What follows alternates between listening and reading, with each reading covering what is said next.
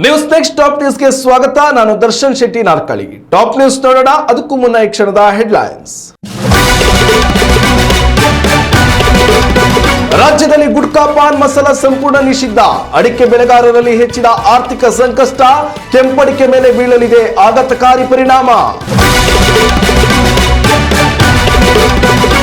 ಜೈಲು ಸೇರಿ 2 ವರ್ಷವಾದರೂ ಬುದ್ಧಿ ಕಲಿಯದ Prajwal Revanna. Pen drive ಮೊಬೈಲ್ನಲ್ಲಿ ಅಶ್ಲೀಲ ಚಿತ್ರ ವೀಕ್ಷಣೆ.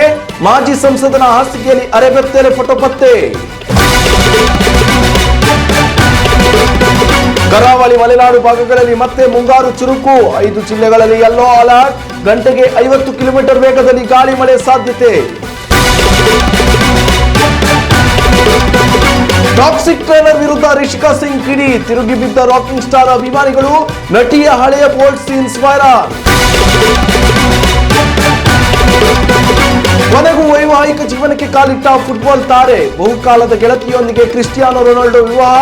ಮಕ್ಕಳ ಸಮ್ಮುಖದಲ್ಲಿ ಮದುವೆ ಮಹೋತ್ಸವ. ಸಾರ್ವಜನಿಕರ ಆರೋಗ್ಯದ ಹಿತದೃಷ್ಟಿಯಿಂದ ರಾಜ್ಯ ಸರ್ಕಾರವು ತಂಬಾಕು ಮತ್ತು ನಿಕೋಟಿನ್ ಅಂಶವಿರುವ ಗುಟ್ಕಾ ಹಾಗೂ ಪಾನ್ ಮಸಾಲ ಉತ್ಪನ್ನಗಳ ಮೇಲೆ ರಾಜ್ಯಾದ್ಯಂತ ಕಟ್ಟುನಿಟ್ಟಿನ ನಿಷೇಧ ಹೇರಿ ಮಹತ್ವದ ಆದೇಶವನ್ನು ಹೊರಡಿಸಿದೆ. ಆಹಾರ ಸುರಕ್ಷತೆ ಮತ್ತು ಔಷಧ ಆಡಳಿತ ಇಲಾಖೆಯು ಆಗಸ್ಟ್ 10ರಿಂದ ಜಾರಿಗೆ ಬರುವಂತೆ 1 ವರ್ಷದ ಅವಧಿಗೆ ಈ ಆದೇಶ ನೀಡಿದೆ.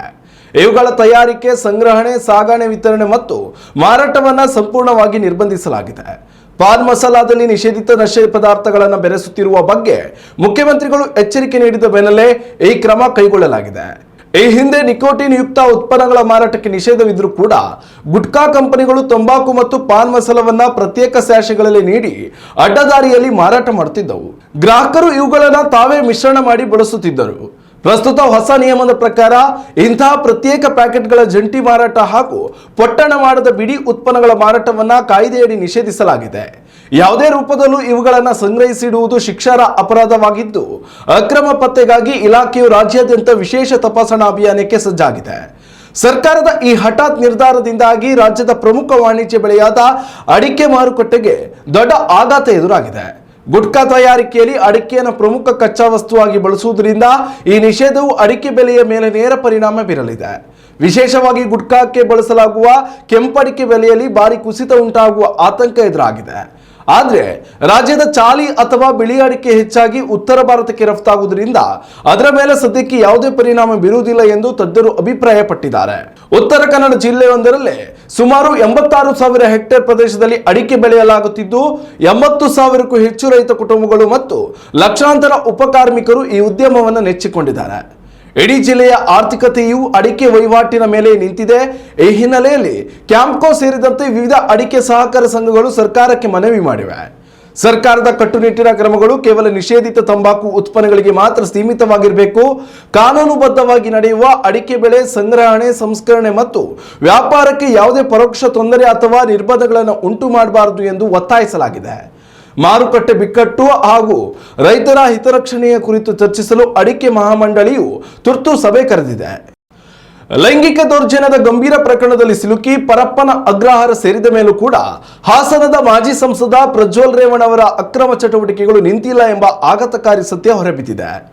ಜೈಲಿನಲ್ಲಿ ರಾಜಾರೋಷವಾಗಿ ನಿಷೇಧಿತ ಆಂಡ್ರಾಯ್ಡ್ ಮೊಬೈಲ್ ಮತ್ತು ಪೆನ್ ಡ್ರೈವ್ ಬಳಸುತ್ತಿದ್ದ ಅವರ ಬ್ಯಾರಕ್ ಮೇಲೆ ಸಿಸಿಬಿ ಪೊಲೀಸರು ಇತ್ತೀಚೆಗೆ ಭರ್ಜರಿ ದಾಳಿ ನಡೆಸಿ ವಸ್ತುಗಳನ್ನು ಜಪ್ತಿ ಮಾಡಿದ್ದಾರೆ. ಈ ಬೆಳವಣಿಗೆಯಿಂದ ಕಾರಾಗೃಹದ ಇಲಾಖೆಯ ಸುರಕ್ಷಾ ವ್ಯವಸ್ಥೆಯ ಅಸಲಿ ಮುಖವಾಡ ಕಳಚಿ ಬಿದ್ದಂತಾಗಿದೆ. ವಿಶೇಷ ಅಧಿಕಾರಿಗಳ ತಂಡವು ನಡೆಸಿದ ಸುದೀರ್ಘ ಪರಿಶೀಲನೆಯ ವೇಳೆ ಪ್ರಜ್ವಲ್ ರೇವಣ್ಣ ತಂಗಿದ್ದ ಸೆಲ್ನ ಹಾಸಿಗೆಯ ಕೆಳಗೆ ಸ್ಮಾರ್ಟ್ ಫೋನ್ ಮತ್ತು ಚಾರ್ಜರ್ ಪತ್ತೆಯಾಗಿದೆ. ಮೂಲಗಳ ಪ್ರಕಾರ ವಶಪಡಿಸಿಕೊಳ್ಳಲಾದ ಮೊಬೈಲ್ನಲ್ಲಿ ಫೇಸ್ಬುಕ್, ವಾಟ್ಸ್ಆಪ್, ಇನ್ಸ್ಟಾಗ್ರಾಮ್ ಸೇರಿದಂತೆ ಪ್ರಮುಖ ಸಾಮಾಜಿಕ ಜಾಲತಾಣಗಳು ಸಕ್ರಿಯವಾಗಿದ್ದವು. ಜೊತೆಗೆ OTT ತಂತ್ರಾಂಶಗಳನ್ನು ಬಳಸಿ ಸಿನಿಮಾ ಹಾಗೂ 100ಕ್ಕೂ ಹೆಚ್ಚು ಅಶ್ಲೀಲ ವಿಡಿಯೋಗಳನ್ನು ವೀಕ್ಷಿಸುತ್ತಿದ್ದ ಗಂಭೀರ ಅಂಶಗಳು ಬೆಳಕಿಗೆ ಬಂದಿವೆ. ಈ ಮೂಲಕ ಪ್ರಜ್ವಲ್ ಜೈಲಿನಲ್ಲಿದ್ದರೂ ಕೂಡ ಹೊರ ಜಗತ್ತಿನ ಸಂಪರ್ಕದಲ್ಲಿದ್ದರು ಎನ್ನಲಾಗಿದೆ.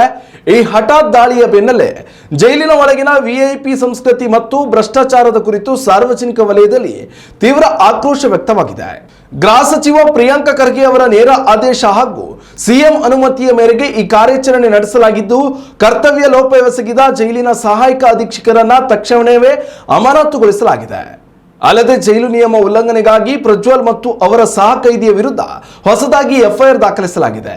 ಶಿಸ್ತು ಕ್ರಮದ ಭಾಗವಾಗಿ ಪ್ರಜ್ವಲ್ ರೇವಣ್ಣ ಅವರನ್ನ ಸಾಮಾನ್ಯ ಕೈದಿಗಳ ಬ್ಯಾರೆಕ್ಗೆ ಸ್ಥಳಾಂತರಿಸಲಾಗಿದ್ದು, ಕಡ್ಡಾಯವಾಗಿ ಜೈಲಿನ ಸಮವಸ್ತ್ರ ಧರಿಸುವಂತೆ ಕಟ್ಟುನಿಟ್ಟಿನ ಆದೇಶ ಹೊರಡಿಸಲಾಗಿದೆ. ಈ ಹೈ ಪ್ರೊಫೈಲ್ ದಾಳಿಯು ಜೈಲು ಸಿಬ್ಬಂದಿಗಳ ಶಾಮೀಲಾತಿಯನ್ನು ಸಾಬೀತುಪಡಿಸಿದ್ದು, ಸರ್ಕಾರವು ಇಡೀ ಪ್ರಕರಣದ ತನಿಖೆಯನ್ನು ಚುರುಕುಗೊಳಿಸಿದೆ.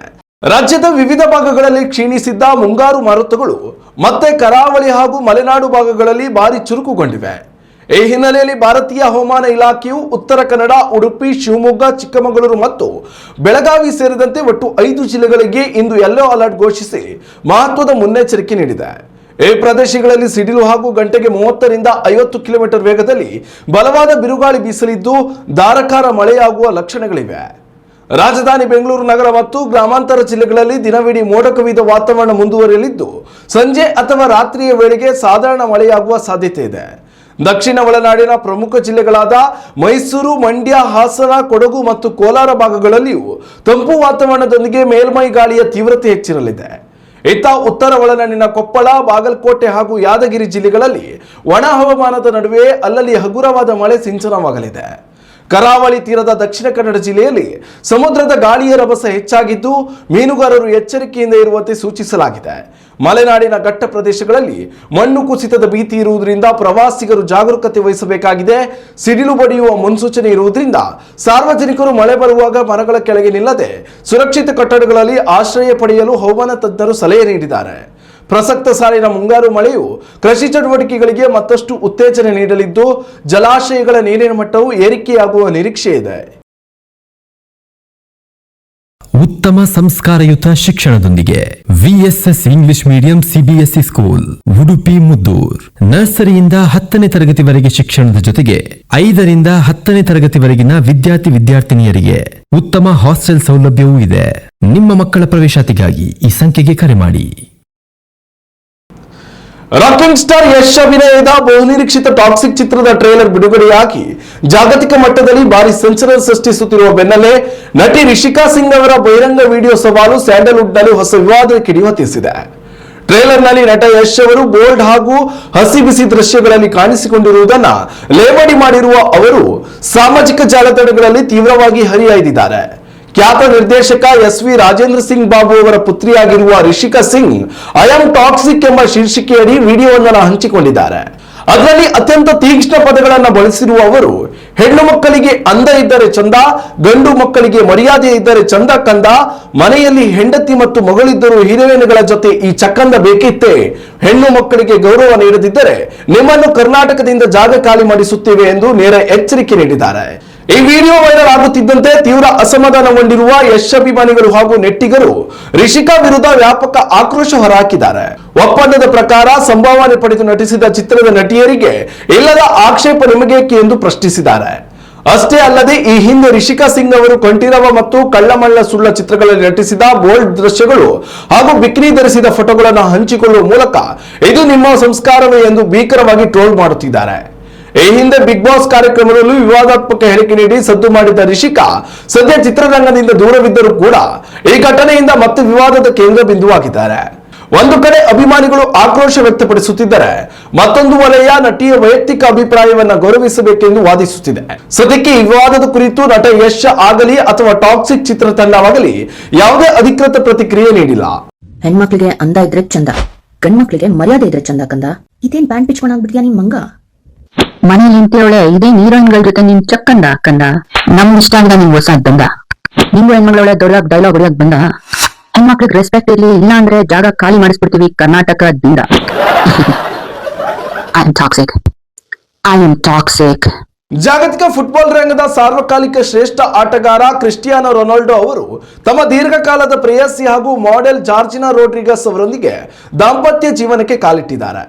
ಪೋರ್ಚುಗಲ್ನ ಅತ್ಯಂತ ಪ್ರಸಿದ್ಧ ಐಷಾರಾಮಿ ಕರಾವಳಿ ಪಟ್ಟಣವಾದ ಕ್ರಾಸ್ಕೈಸ್ನಲ್ಲಿ ಇವರಿಬ್ಬರ ಅಪೂರ್ವ ವಿವಾಹ ಮಹೋತ್ಸವವು ಅತ್ಯಂತ ಸರಳವಾಗಿ ನೆರವೇರಿದೆ. ಯಾವುದೇ ಅದ್ದೂರಿ ಸಾರ್ವಜನಿಕ ಪ್ರದರ್ಶನ ಹಾಗೂ ಕೋಟ್ಯಾಂತರ ರೂಪಾಯಿಗಳ ಆಡಂಬರವಿಲ್ಲದೆ ನಡೆದ ಈ ಮದುವೆ ಸಮಾರಂಭದಲ್ಲಿ ಕೇವಲ ರೊನಾಲ್ಡೋ ಅವರ 5 ಮಕ್ಕಳಾದ ಕ್ರಿಸ್ಟಿಯಾನೋ ಜೂನಿಯರ್, ಇವಾ ಮಾರಿಯಾ, ಮಾರ್ಟಿಯೋ, ಅಲನಾ ಮಾರ್ಟಿಯಾನ್, ಬೆಲ್ಲಾ ಎಸ್ಪೆನೆಲ್ಡಾ ಮತ್ತು ತೀರಾ ಆಪ್ತ ಕುಟುಂಬದ ಸದಸ್ಯರು ಮಾತ್ರ ಭಾಗವಹಿಸಿದ್ರು. ಮದುವೆಯ ನಂತರ ಈ ನವದಂಪತಿಗಳು ತಮ್ಮ ಇನ್ಸ್ಟಾಗ್ರಾಮ್ ಖಾತೆಯಲ್ಲಿ ವಿವಾಹದ ಸುಂದರ ಉಂಗುರಗಳ ಚಿತ್ರವನ್ನು ಹಂಚಿಕೊಂಡು ತಮ್ಮ ಹೆಸರಿನ ಮೊದಲ ಅಕ್ಷರಗಳಾದ CG ಎಂಬ ಸರಳ ಶೀರ್ಷಿಕೆಯೊಂದಿಗೆ ಈ ಸಂತಸ ಸುದ್ದಿಯನ್ನ ಜಗತ್ತಿಗೆ ಖಚಿತಪಡಿಸಿದ್ದಾರೆ.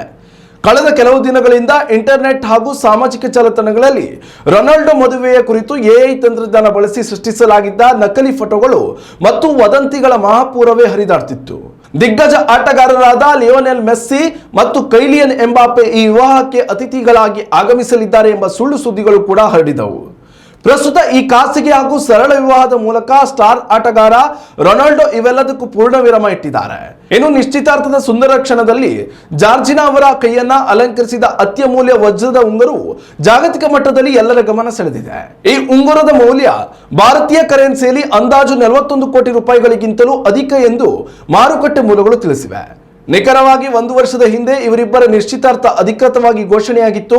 ಇದೀಗ ಅದೇ ದಿನಾಂಕದಂದು ಈ ಪ್ರೇಮಿಗಳು ವೈವಾಹಿಕ ಜೀವನಕ್ಕೆ ಒಟ್ಟಾಗಿ ಹೆಜ್ಜೆ ಇರಿಸಿದ್ದಾರೆ. ಇನ್ನಷ್ಟು ತಾಜಾ ಸುದ್ದಿಗಳಿಗಾಗಿ ನೋಡ್ತಾರೆ ನ್ಯೂಸ್ ನೆಕ್ಸ್ಟ್. ಇದು ವರ್ತಮಾನದ ಕೈಗನ್ನಡಿ. ಉತ್ತಮ ಸಂಸ್ಕಾರಯುತ ಶಿಕ್ಷಣದೊಂದಿಗೆ VSS English medium CBSE school Udupi Muddur. ನರ್ಸರಿಯಿಂದ 10ನೇ ತರಗತಿವರೆಗೆ ಶಿಕ್ಷಣದ ಜೊತೆಗೆ 5ರಿಂದ 10ನೇ ತರಗತಿವರೆಗಿನ ವಿದ್ಯಾರ್ಥಿನಿಯರಿಗೆ ಉತ್ತಮ ಹಾಸ್ಟೆಲ್ ಸೌಲಭ್ಯವೂ ಇದೆ. ನಿಮ್ಮ ಮಕ್ಕಳ ಪ್ರವೇಶಾತಿಗಾಗಿ ಈ ಸಂಖ್ಯೆಗೆ ಕರೆ ಮಾಡಿ.